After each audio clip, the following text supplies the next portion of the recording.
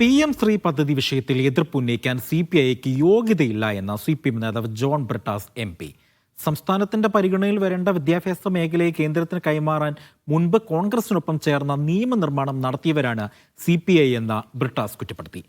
Media one podcast one സ്റ്റോറിയിലാണ് ബ്രിട്ടാസിന്റെ പ്രതികരണം. എന്നാണ് ഈ എഡ്യൂക്കേഷൻ കൺകറന്റ് ലിസ്റ്റിലേക്ക് മാറിയത്? അന്ന് ആരാണ് കോൺഗ്രസിനെ സപ്പോർട്ട് ചെയ്തുകൊണ്ടിരുന്ന വിദ്വാന്മാർ? ഇന്ന് ഏറ്റവും കൂടുതൽ വേളം ഉണ്ടാക്കുന്ന CPI എവിടെയായിരുന്നു? അന്ന് തുടങ്ങിയല്ലേ കേന്ദ്ര സർക്കാർ വിദ്യാഭ്യാസ മേഖലയിൽ വിരകി തുടങ്ങിയത്? CPMനെയും ഇടത് ഭരണത്തെയും പ്രതിസന്ധിയിലാക്കാൻ പ്രതിലോമ കക്ഷികൾക്കൊപ്പം ചേർന്നുള്ള നടപടികളിൽ നിന്ന് CPI പിന്മാറണമെന്നും ബ്രിട്ടാസ് ആവശ്യപ്പെട്ടു.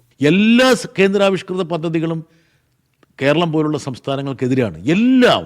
പക്ഷേ എതിർക്കുന്നു എന്ന് പറഞ്ഞ് നമുക്കിത് വേണ്ടാന്ന് വെച്ചാൽ ഈ 6 ലക്ഷം കോടി രൂപയുടെ ഒരു പങ്ക് നമുക്ക് കിട്ടാതെ വരും. കേന്ദ്ര ഭരണത്തിൽ BJP പിടിമുറുക്കിയ സാഹചര്യത്തിൽ പദ്ധതികൾ മുഴുവൻ വേണ്ടെന്ന് വെക്കുന്നത് കേരളത്തിലുള്ള കേന്ദ്ര ഫണ്ട് മുഴുവൻ നഷ്ടപ്പെടുത്തും. ഈവൻ എൻ്റെ സുഹൃത്തുക്കളായിട്ടുള്ള CPIക്കാരോടും പറയാനുള്ളത്, ഒരു പക്ഷേ അറിഞ്ഞോ അറിയാതോ ഈ ഇടതുപക്ഷത്തിനെതിരെയുള്ള ഈ സംഘടിത നീക്കത്തിൽ ഭാഗവാക്കാവാൻ പാടില്ല.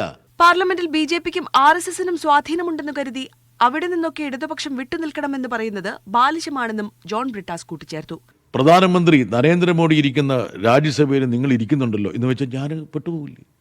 അപ്പോൾ അതൊരു കോംപ്രമൈസാന്ന് ഒരാൾ പറഞ്ഞാലോ നമ്മൾ തെണ്ടിപ്പോവും. ബ്രിട്ടാസിന്റെ വിശദമായ അഭിമുഖം മീഡിയ വൺ പോഡ്കാസ്റ്റ് വൺ സ്റ്റോറിയിൽ ശനിയാഴ്ച ചാനലിന്റെ എല്ലാ സോഷ്യൽ മീഡിയ പ്ലാറ്റ്ഫോമുകളിലും. Media one, Dubai.